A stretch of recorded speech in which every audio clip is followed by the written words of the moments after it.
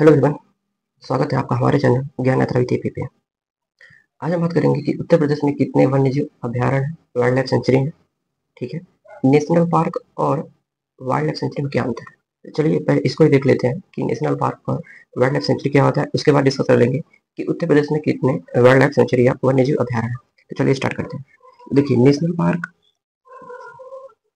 Park और wild life sanctuary, इसमें क्या अंतर है। ठीक है, नेशनल पार्क में क्या होता है कि इसमें मान लीजिए कोई एक एरिया है। ठीक है, इस एरिया को नेशनल पार्क घोषित कर दिया गया है। ठीक है, तो नेशनल पार्क में क्या होता है, इसमें दो जोन होते हैं। ठीक है, दो जोन होते हैं। एक जोन को कहते हैं कोर। ठीक है, एक जोन को कोर कहते हैं और इसको कहते हैं बफर। ठीक है, तो नेशनल पार्क में क्या होता है कि दो जोन होते हैं, एक होता है कोर और एक होता है बफर। ठीक है, क्या होता है ना कि जो कोर वाला एरिया होता है, ठीक,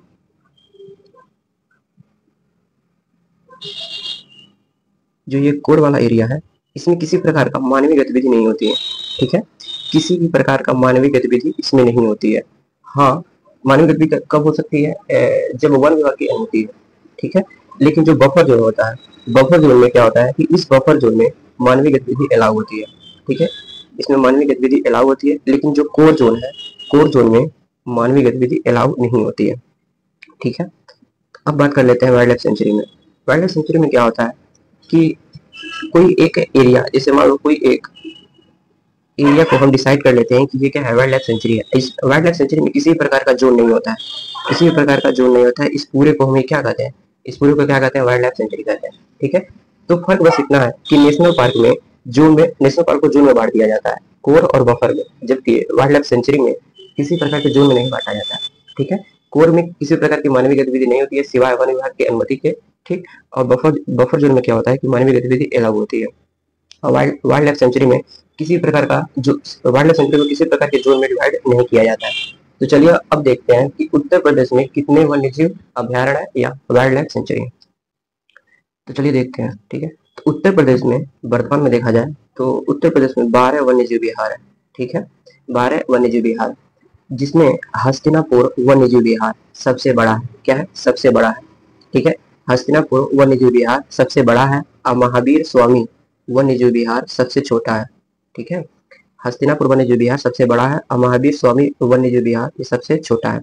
दो तो यही याद हो गए, अब बचा 10। ठीक है, अब देख लेते हैं कि चंद्रप्रभा वन्यजीव विहार कहाँ पर है, आपका चंदौली में। कहाँ है, चंदौली में। ठीक है, ये इतना इंपॉर्टेंट नहीं होता है कि कितने एरिया तक फैला हुआ है, 78 किलोमीटर एरिया तक ये फैला हुआ है, इतना इंपॉर्टेंट नहीं होता है।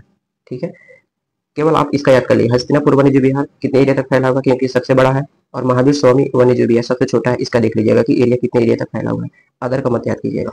ठीक है, अब दूसरा देख लेते हैं कि किशनपुर वन्यजीव विहार, जो किशनपुर वन्यजीव विहार है कहाँ पर है, लखीमपुर खीरी में है। ठीक, उसके बाद देख लेते हैं कतरनिया घाट, कतरनिया घाट वन्यजीव विहार कहाँ पर है, बहराइच में। कभी कभी स्थापना भी पूछ लेता है कि इसकी स्थापना कब हुई थी। ठीक है, कतरनिया घाट वन्यजीव विहार कहाँ पर है, तो बहराइच में 1975 में इसकी स्थापना हुई थी। ठीक, अगला देख लेते हैं कि रानीपुर वन्यजीव विहार। ठीक है, रानीपुर वन्यजीव विहार कहाँ है, तो चित्रकूट में है, चित्रकूट में है। ठीक है, रानीपुर वन्यजीव विहार कहाँ पर है, चित्रकूट में। ठीक है, और सबसे छोटा बताया था ना कि महावीर स्वामी वन्यजीव विहार, ये कहाँ पर है, ललितपुर। ठीक है, कितने एरिया तक है, तो 5 किलोमीटर वर्ग एरिया तक ये फैला हुआ है। ठीक है, कहाँ पे, केवल बंदर और मोर यहाँ पे पाए जाते हैं। ठीक है, तो महावीर स्वामी वन्यजीव विहार कहाँ पर है, ललितपुर में, और इसका जो एरिया है कि मात्र 5 किलोमीटर है। ठीक, उसके बाद देख लेते हैं कि चंबल वन्यजीव विहार, राष्ट्रीय चंबल वन्यजीव विहार कहाँ पर है, तो आगरा, इटावा एवं औरैया में ये फैला हुआ है। ठीक है, इतना इंपॉर्टेंट नहीं है। ठीक, अगला देख लेते हैं कैमूर वन्यजीव, कैमूर वन्यजीव कहाँ है, तो मिर्जापुर और सोनभद्र में। ठीक है, मिर्जापुर और सोनभद्र में है। ठीक, अब देख लेते हैं कि हस्तिनापुर वन्यजीव विहार, ये सबसे बड़ा था। ठीक है, सबसे बड़ा है हस्तिनापुर वन्यजीव विहार। देख रहे कितने जिलों में फैला हुआ है, मेरठ में, मुजफ्फरनगर, बिजनौर तथा ज्योतिबा फूले नगर। 1986 में इसकी स्थापना हुई थी। कितने एरिया तक है, तो 20-73 किलोमीटर। ठीक है, 20-73। सबसे जो छोटा था वो केवल 5 किलोमीटर तक फैला हुआ था। ये 20-73 किलोमीटर स्क्वायर तक क्या फैला हुआ है, इतने जिलों में। हस्तिनापुर वन्य जीव विहार सबसे बड़ा है। ठीक, उसके बाद बात करें कि सोहागी वर्मा वन्य जीव विहार कहाँ है, महाराजगंज में। ठीक, अब बात करें कि सुहेलदेव वन्य जीव विहार, ये कहाँ पर है, श्रावस्ती और बलरामपुर। ठीक, तो सुहेलदेव वन्य जीव विहार श्रावस्ती और बलरामपुर में फैला हुआ है। ठीक है, रॉयल बंगाल टाइगर यहाँ पर है। ठीक है, तो सुहेलदेव वन्य जीव विहार कहाँ पर, श्रावस्ती और बलरामपुर।